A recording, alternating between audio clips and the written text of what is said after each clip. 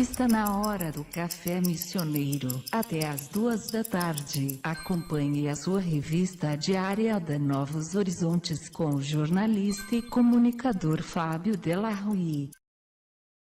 Muito boa tarde, 30 de outubro de 2014, 1h11. Chove em Santo Ângelo, pelo menos refrescou um pouquinho. Nesta quinta-feira, o Café Missioneiro, com prazer, recebe o novo diretor-geral do SENEC Santo Ângelo, Antônio Ternes. Ele está aqui comigo para um bate-papo. Claro que já fizemos a primeira entrevista com ele, ela foi amplamente divulgada, compartilhada, ela está também no nosso site, num conteúdo produzido pela Nicole e que certamente foi uma espécie de boas-vindas à chegada do Antônio em Santo Ângelo. Já há uma semana aqui, como é que tu estás te ambientando? Claro que quem é de Giruá e trabalhava em Santa Rosa, como é o teu caso, é da região, mas essa mudança aí, tu estás te mudando para Santo Ângelo ou tu permanecerás em Giruá? Boa tarde. Boa tarde, Fábio. Boa tarde a todos os ouvintes e também telespectadores da Novos Horizontes, especialmente aqui os ouvintes do Café Missioneiro. Isso, é isso mesmo. aí. Muito bem, Fábio. Então, eu resido em Giruá e tenho a minha família lá, tenho meus 3 filhos. Agora o mais jovem tem 2 meses, né? E eles estudam lá, enfim. A ideia, nesse primeiro momento, é eu continuar residindo em Giruá, né, nessa primeira etapa. Não está descartada a vinda a Santo Ângelo, mas nesse primeiro momento eu vou continuar em Giruá, até porque é próximo. E para mim, especialmente, Santo Ângelo sempre foi talvez a minha segunda cidade mais visitada. Eu venho muito para cá, especialmente o sábado à noite, é muito legal vir aqui. Então, e além dos laços de amizade que a gente já tem por aqui. Então, para mim, é muito tranquilo esse trecho aí de Santo Ângelo a Giruá. É como se fosse e é mais um para fiscalizar ou para estar em cima em relação à qualidade da ERS 344 também, né? Inclusive agora, nessa semana que eu comecei a vir mais a Santo Ângelo, já fui incluído em um grupo aí no Facebook, um grupo dos sofredores da 344.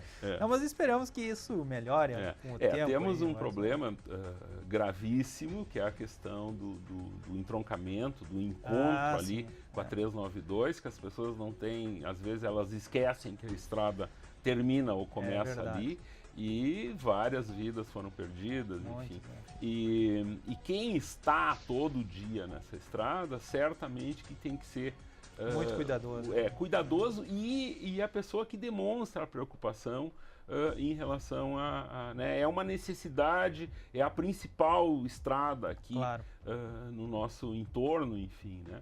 Mas, então, com essa tua chegada aqui, eu gostaria que tu apresentasse um pouco da tua trajetória. Tu estavas à frente da FEMA, em Santa Rosa. Eu gostaria que tu descrevesse um pouco dessa tua trajetória e, por fim, como ocorreu esse convite, enfim, tu participasse de que forma tu estás aqui. Embora tu já tenha dito que tens uma relação com a comunidade, com Santo Ângelo. Sim, só terminando de responder a pergunta anterior, eu fui muito bem recebido aqui em Santo Ângelo, né? Muito bem mesmo, até pelos meus colegas lá da SENEC IESA, do CEPET Araju, dos meios de comunicação, todos aqui muito bem recebidos. Então, meu agradecimento já antecipado a todas as pessoas aqui de Santo Ângelo que me receberam muito bem.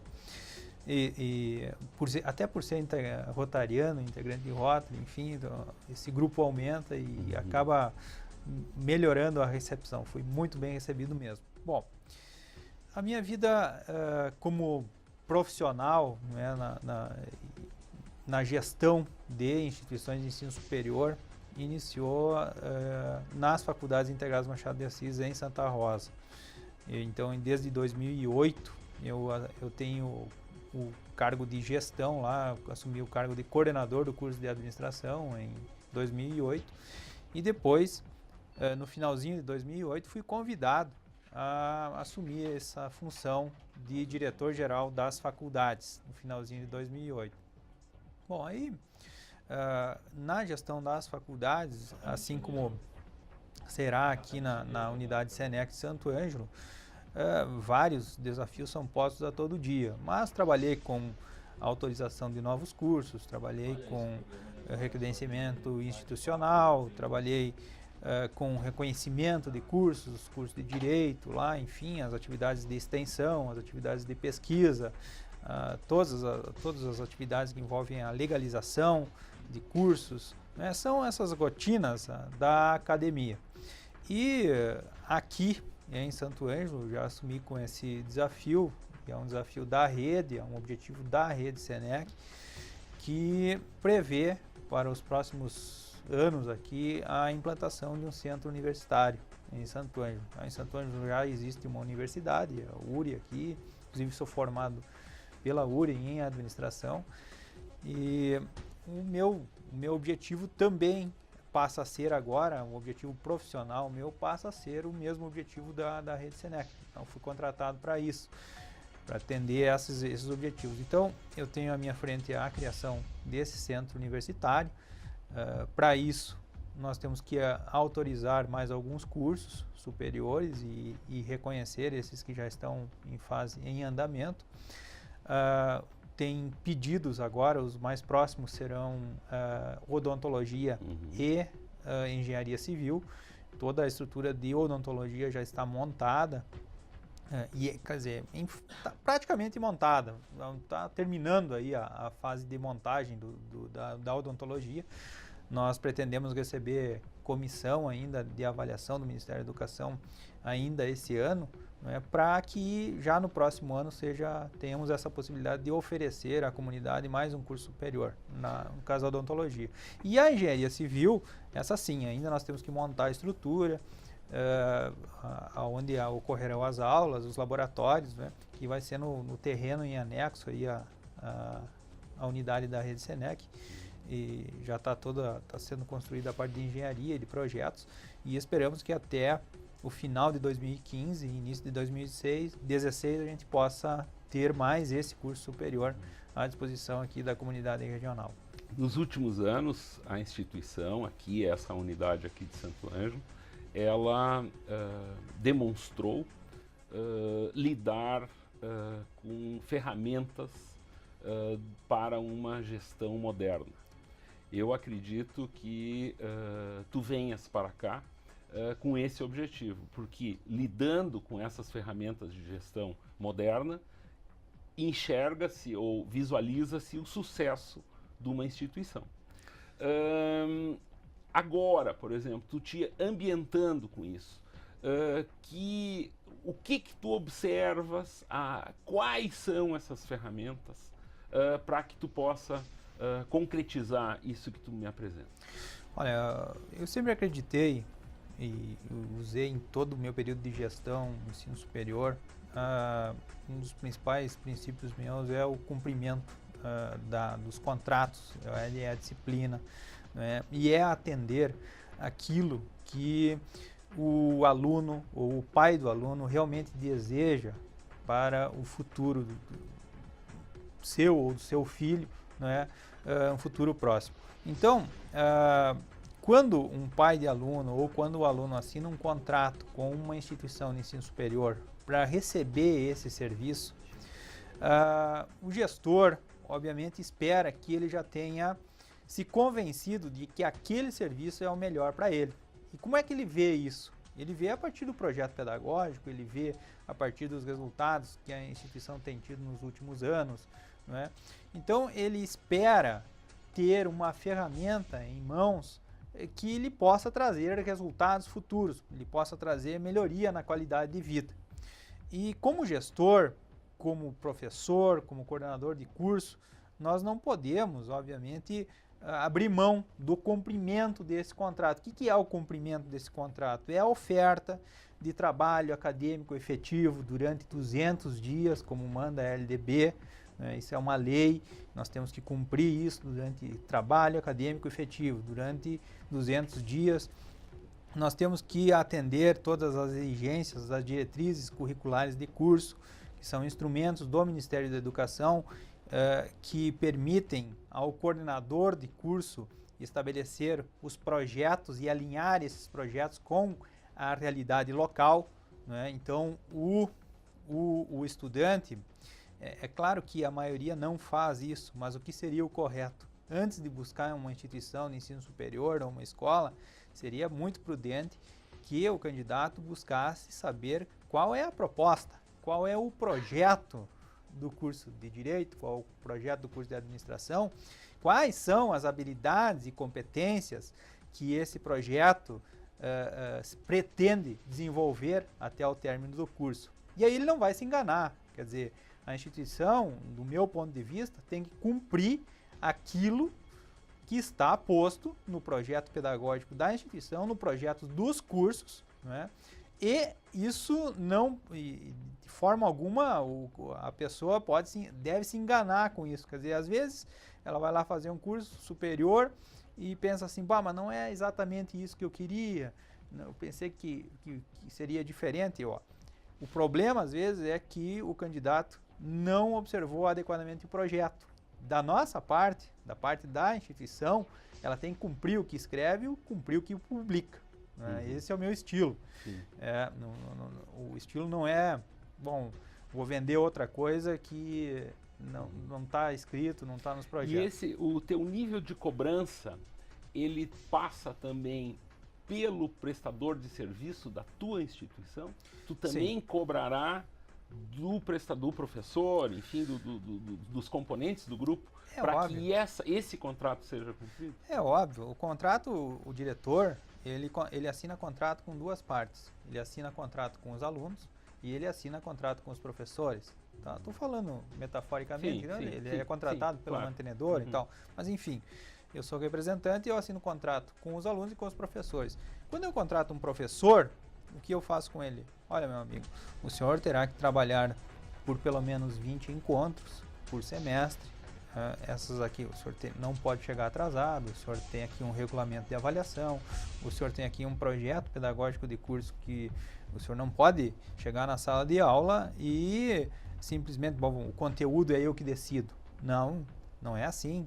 Tem diretrizes curriculares do Ministério, tem um projeto pedagógico institucional e tem o projeto de curso, que devem estar alinhados. Né? E passa pela criatividade desse professor cumprir estas obrigações desse contrato também. Na verdade, nós, então, entramos em acordo, olha, você concorda que deve entrar na instituição tal horário e sair tal horário?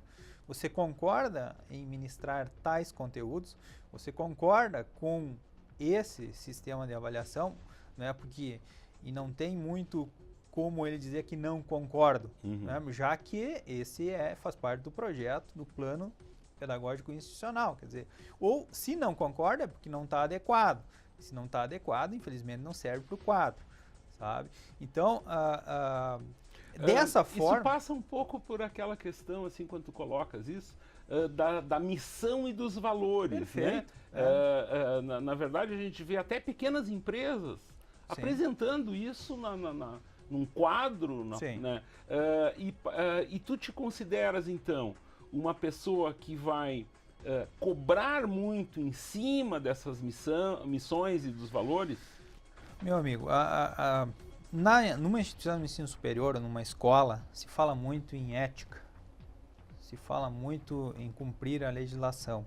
Ora, se existe uma missão que é estabelecida pela mantenedora e ela não é criada por acaso, se existe uma visão, por que eu não deixarei de cobrar a disciplina, o horário, o cumprimento dos conteúdos? Quer dizer, eu não estou fazendo mais do que a minha obrigação, estou sendo ético para com os meus clientes, né? Estou sendo ético para com os meus professores e eu espero isso também dos meus professores, já que eles ensinam isso em sala de aula. Então, por que nós não podemos fazer? Se fala muito, bom, a teoria não se aplica à prática. Claro que se aplica, dependendo da prática. A teoria sempre se aplicou a alguma prática, talvez ela tenha que evoluir. mas ela se aplica à prática. Então, se nós falamos de ética, nós temos que ser éticos na sala de aula e na administração, na gestão de uma escola. Em relação à missão e à visão, como falaste, existem empresas que têm lá seus belos quadros de missão, visão, tem lá seus planejamentos estratégicos, colocam isso na gaveta, quando vem a auditoria do pessoal da qualidade, mostra lá, quando vem o cliente, mostra um livrinho, quer dizer, às vezes você não tem uma visão, você não tem, ela não está na prática. Quando é que a missão está na prática? Quando é que a missão ela está na prática? A missão é fazer bem feito, é prestar o teu serviço bem feito. Aí você está cumprindo a tua missão. E só você vai ter uma visão, só você vai chegar onde está vendo, quando a missão estiver sendo bem cumprida. Senão você não tem missão, senão você não tem visão, você vai ter um pesadelo, tem uma utopia, tem uma frase perdida que serve só para enfeitar quadro mesmo.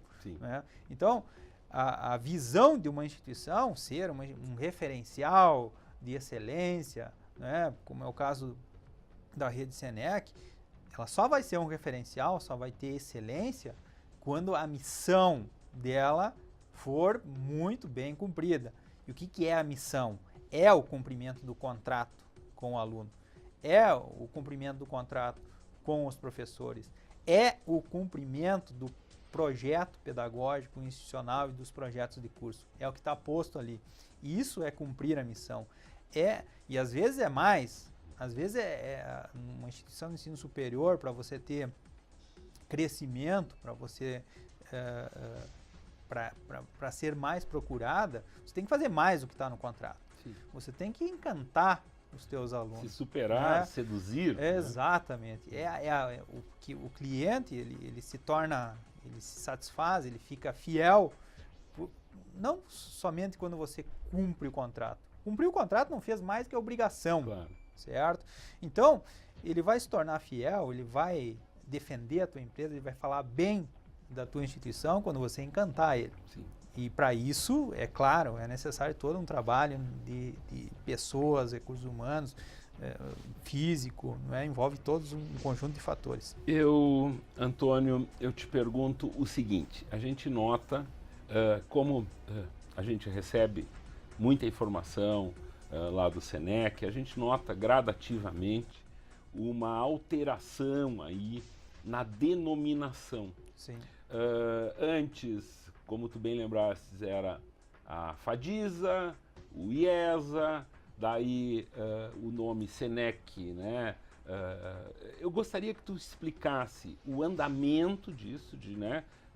Sabemos que ocorre essa transformação e qual a denominação no futuro, enfim, porque a gente lembrava aqui, estabelecendo uma relação não muito assim, mas as pessoas mais tradicionais, elas sempre mantêm aquele nome antigo de determinadas instituições, lugares, enfim. A gente tem o caso aqui em Santo Ângelo de denominar a equipe de futebol até hoje de SER, né? Claro. Sendo que o certo seria Santo Ângelo, ou agora no caso a Associação Santo Ângelo, mas ainda tem gente chamando o Senec de FADISA. Sim. Enfim, eu gostaria que tu apresentasse isso para nós de forma oficial. Assim, qual é a denominação?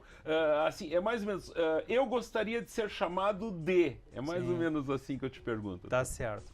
Bom, essa questão dos nomes, ela é bem cultural e bem antiga. É como muitos chamam... Lá em Santa Rosa, como muitos chamam de homo de rinço ainda. Ou um pessoal de Santa Rosa que eu conheço muito bem, que chama lanterna de foque, por exemplo. Né? Tá certo. Mas como funciona? Então, lá, eu lembro de 1994, por exemplo, vou pegar essa data como referência, o ano que eu comecei a estudar aqui em Santo Ângelo, era a antiga FADISA. Né? O meu colega Barcaro, que era diretor na época, e depois evoluiu, passou a ser IESA e agora Senec. Por que Senec? Porque a IESA passou a integrar essa rede de escola, chama Campanha Nacional de Escolas da Comunidade, SENEC. São mais de 160 unidades no Brasil, talvez uma das maiores redes brasileiras de instituições de ensino, tanto da escola básica, né, de ensino básico, como ensino superior. Existe protocolado no Ministério da Educação em relação a essa unidade aqui de Santo Ângelo, e tão logo seja homologado pelo Ministério da Educação, o termo IESA, a sigla IESA, ela vai deixar de existir. Vai passar a ser uma unidade da rede SENEC Santo Ângelo. Rede SENEC, Escola SENEC de Ensino Superior, e a Escola CPET Araju vai permanecer com o mesmo nome, né? CPET Araju, ligada à rede SENEC Santo Ângelo. Então, a denominação então vai ser SENEC Santo Ângelo. Exatamente, SENEC Santo Ângelo. Essa unidade, isso com respeito à IESA. Com respeito à CPE, ainda vai continuar a CPET Araju, Escola CPET Araju, mas é ligado sempre à rede SENEC. Isso vai ocorrer quando o Ministério da Educação homologar esse pedido. Ele já foi feito e agora, enquanto ele não é homologado, faz algum tempo já que se usa a expressão SENEC IESA Santo Ângelo. Certo. Estamos ok, Matheus Rasta? Então tá, a gente vai a um intervalo e em seguida eu continuo o meu bate-papo com o diretor-geral do SENEC IESA, Antônio Termes. A melhor rádio do seu rádio. Eu já ia falar. Deixa o aprendizado. Eu vou adotar, para mim é SENEC Santo Ângelo desde já. Eu estou com o novo diretor-geral, o Antônio Termes, e após conversarmos sobre gestão, os desafios do gestor, eu trago a ele uma questão específica que foi tema aqui do Café Missioneiro dias atrás, que a gente conversou com educadores sobre essa questão. Essa questão também reflete a preocupação de alguns pais que se reúnem, conversam entre si, com questões envolvendo a educação dos filhos. Temos aqui um gestor de uma instituição de ensino que também oferece cursos, ou, enfim, o aprendizado para crianças desde da chamada educação infantil até o ensino superior. Eu apresento, é uma questão que a gente conversou e foi muito produtivo o nosso bate-papo aqui, dias atrás, em relação ao seguinte: temos no ano 11 datas comemorativas. Essas datas comemorativas, algumas delas são específicas ao nosso estado, como o 20 de setembro, outras são festas religiosas, outros tipos de feriados aí. O questionamento que surgiu já, existem pelo menos 5 artigos que eu li, publicados por educadores, por sites ligados à educação, que questionam justamente essa questão da inclusão de datas comemorativas de forma sistemática no decorrer do ano escolar, abandonando-se nesses períodos, mesmo que seja por uma semana ou alguns dias, esse currículo que deveria ser seguido, essa obrigatoriedade que até tu citavas, claro, que faz parte desse contrato. Claro. Eu, usando os teus elementos, formulo para ti uma pergunta para a gente debater, claro, sobre isso. De que forma pode ser melhorado ou melhorada essa questão? Por quê? Porque eu não acredito que tenha grande conteúdo educacional colocar orelhinhas de cartolina numa criança e fazer toda aquela repetição sistemática, ano a ano, da comemoração da Páscoa, por exemplo. Claro. Essa é uma questão. Outra, alunos de outras culturas. Eu acho que a escola ela tem que trazer essa diversidade, até o trato das próprias diferenças que existem. De colocar bombachinha num paranaense, por exemplo. Claro. Então, essas questões eu coloco para o senhor e gostaria do seu ponto de vista em relação a esse universo que eu descrevi. Bom, o calendário e especialmente os feriados, eles não estão lá por acaso. Eles estão lá porque as datas que são tidas como feriado, elas foram importantes. Ocorreu algum evento importante no país ou no mundo e por isso são relembradas a cada ano e por isso estão fixadas no calendário. Bom, uma instituição de ensino, seja ela de escola básica ou superior, ela deve ministrar conteúdos que vão além daqueles conteúdos básicos, tradicionais, eles vão além. O que está além? Está além todo o aprendizado em torno da cultura de um país, de uma região. Bom, aí nós começamos a entrar nas datas comemorativas.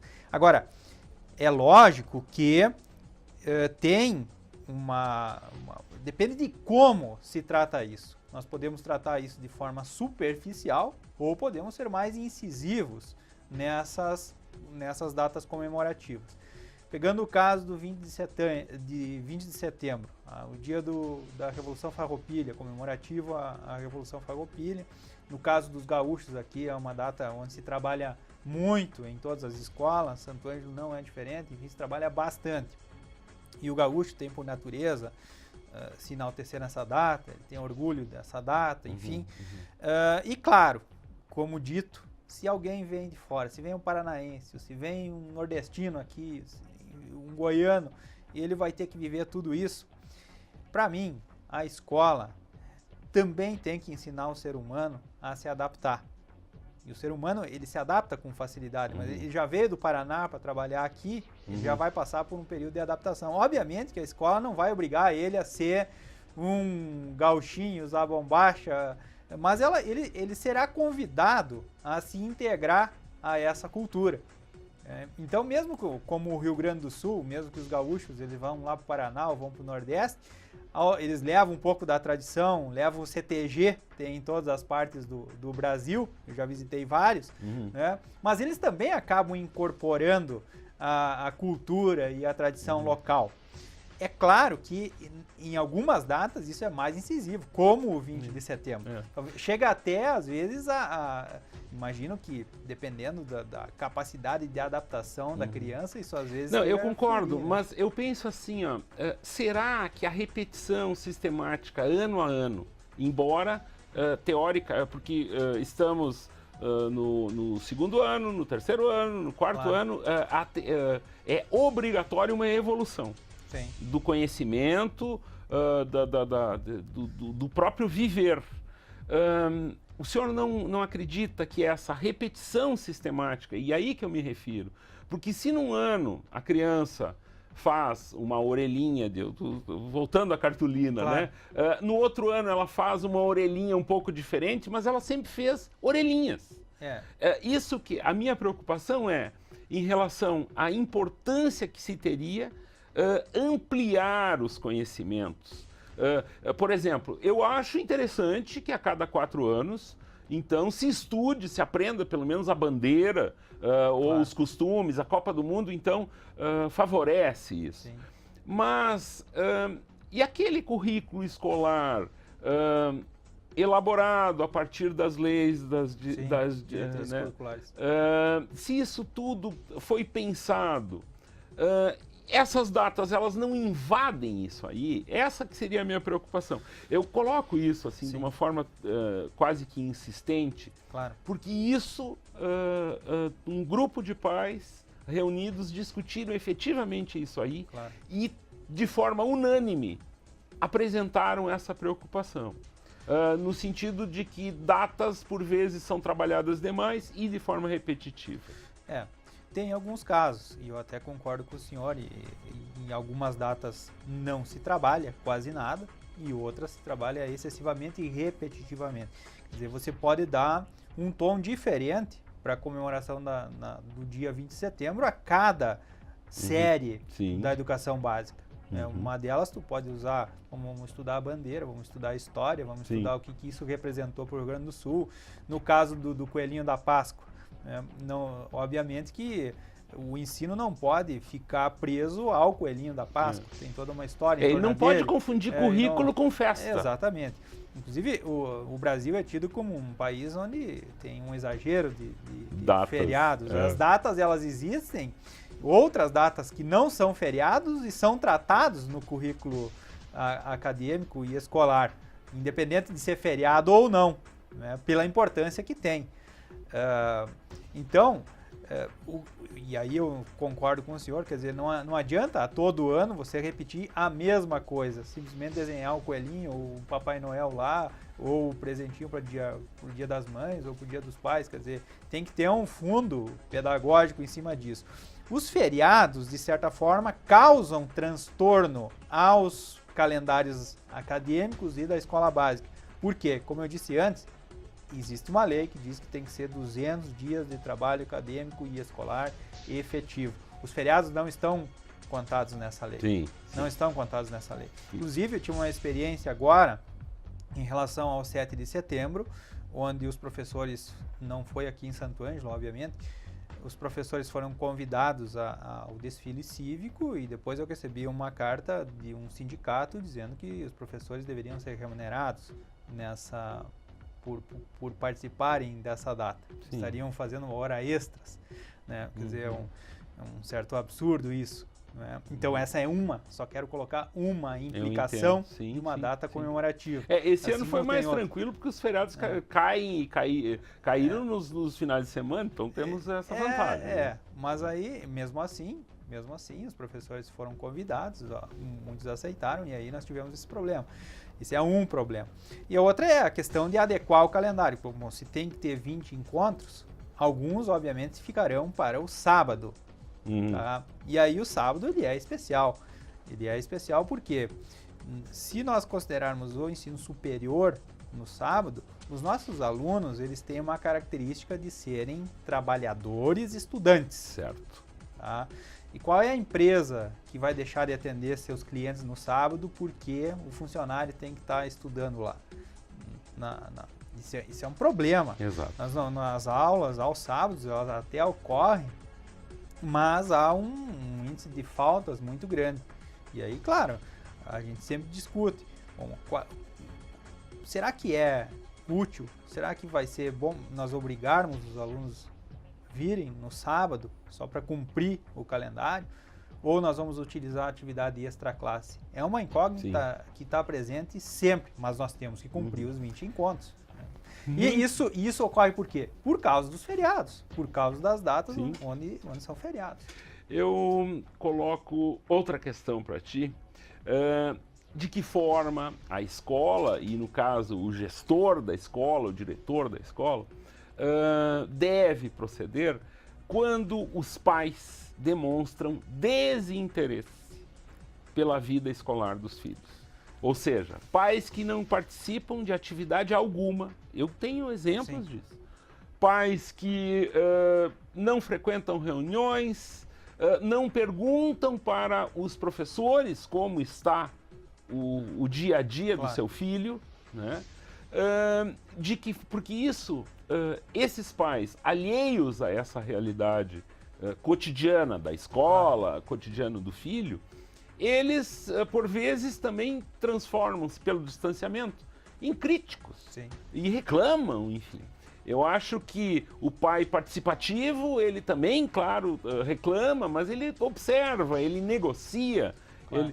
De que forma a escola pode atrair mais os pais? Porque tem pais que apenas pagam a educação dos seus filhos. Claro. Eu ainda discutia hoje de manhã com a coordenadora lá da Escola CPE, a coordenadora Lili, da Escola CPE, sobre esse tema, exatamente sobre esse tema, e ela colocava sua queixa em relação aos pais que simplesmente deixam os filhos depositam lá, não participam de reuniões e tal. E por vezes os filhos acabam tendo algum tipo de problema, conflito com outro colega, que é normal nessa faixa etária, e se recorre aos pais e às vezes os pais não atendem. E teve um caso onde ela mesma colocou que teria perguntado a um pai: se o senhor não estiver, para quem eu devo recorrer? Para quem eu devo recorrer? É para o conselho tutelar? É para quem? Sim. Porque tem que ter alguém responsável. É uma pena que isso aconteça, e às vezes eu mesmo me pergunto, eu também sou pai de 3 filhos, Um tem 8, outro tem 5 anos, o outro tem 2 meses, e nessas são crianças, estão na escola, e eu mesmo pela minha função, e até por estar sempre distante, eu acabo até eu mesmo cometendo esses pecados. Quer dizer, vem o meu filho e pede, pai, hoje tem apresentação lá no colégio, e aí eu dou uma olhada para minha agenda aqui na IESA, ou antes era na FEMA, né? E aí?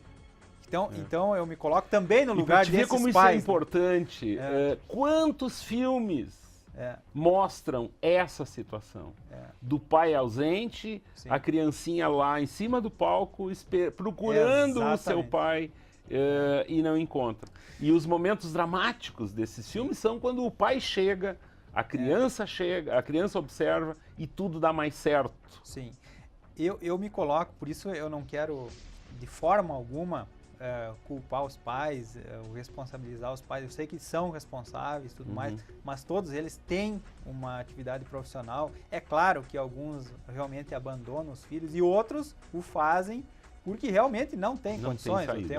O nosso mundo é assim, ele está cada vez mais exigindo mais dos profissionais e eles precisam atender. Perfeito. Precisam atender as empresas, precisam atender os clientes. Então tem os dois lados.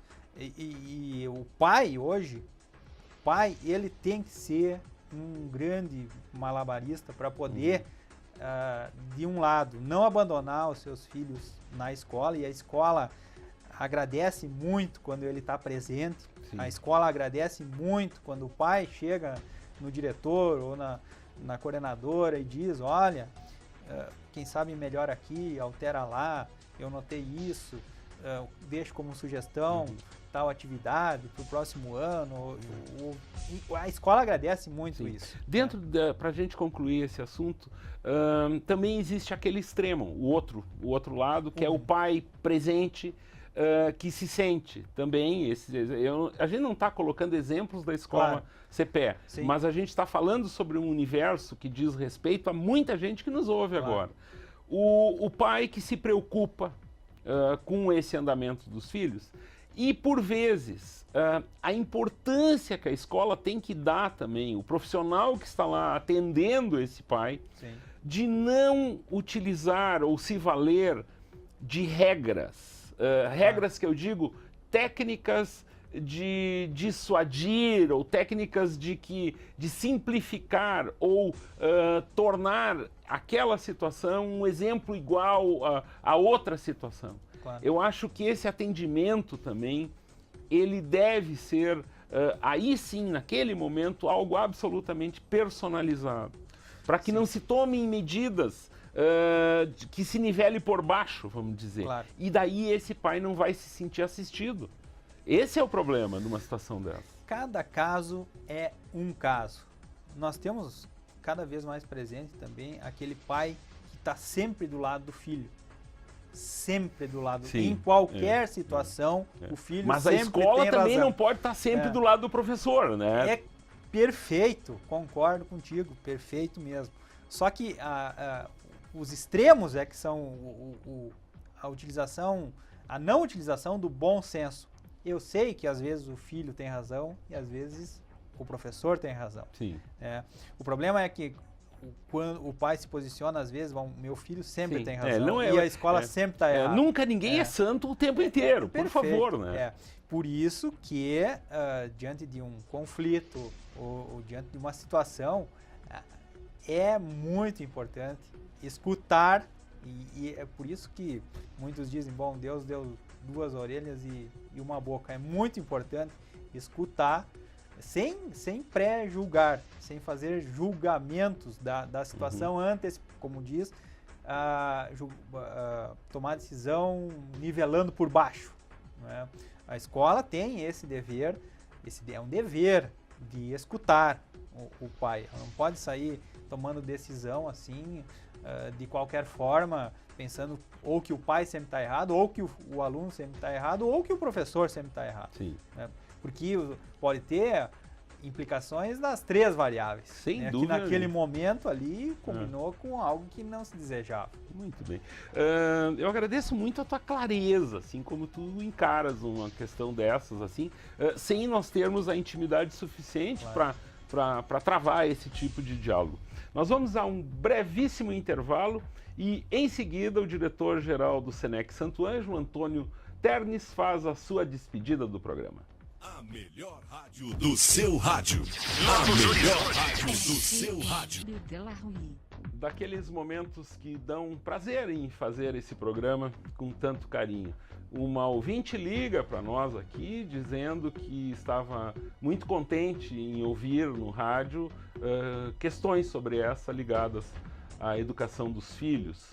E que ela deu um conselho para nós também, que as pessoas devem achar tempo de qualquer forma para irem ou participarem da escola de seus filhos. Eu agradeço muito nessa ligação, algo que nos dá energia para continuar.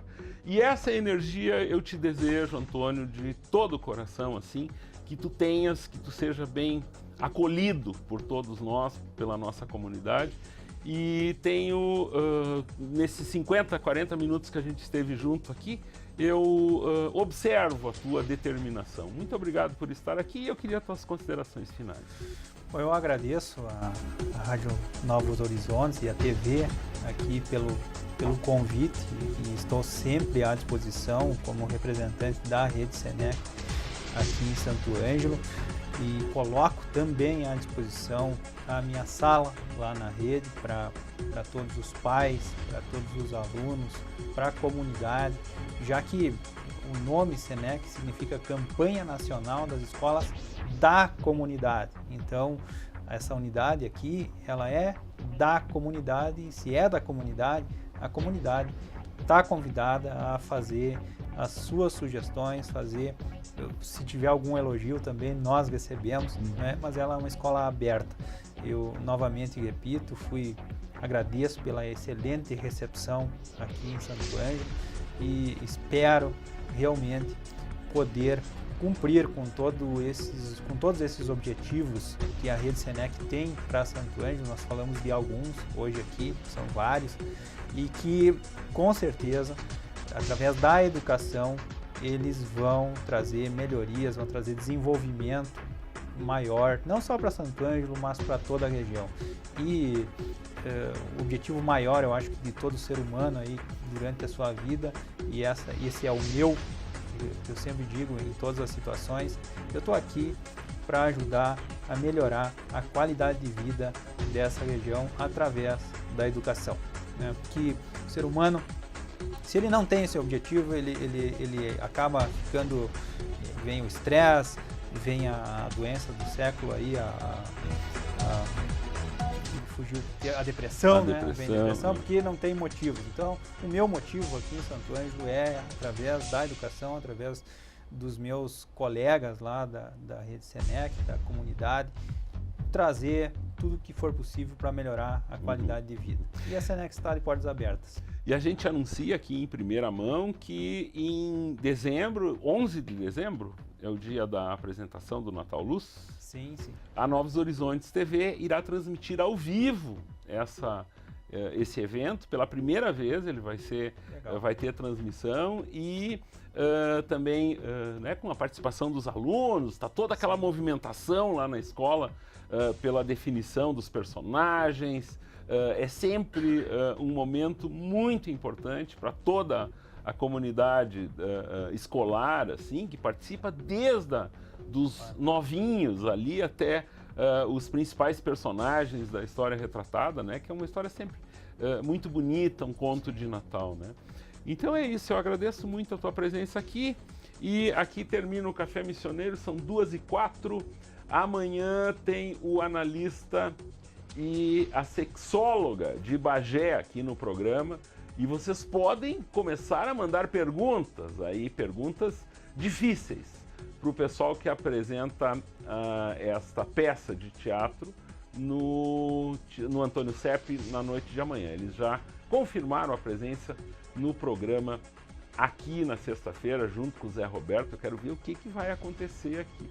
Muito boa tarde, o Matheus Rasta vai sortear um par de ingressos para este espetáculo teatral e vocês fiquem, quem está em casa e pode dormir, regule bem o volume, os graves e o agudo, Ajeite o travesseiro e cesteie com as músicas de Matheus Rasta. Os outros, a grande maioria, um bom trabalho com a trilha sonora da Novos Horizontes. Boa tarde e até amanhã. É isso aí.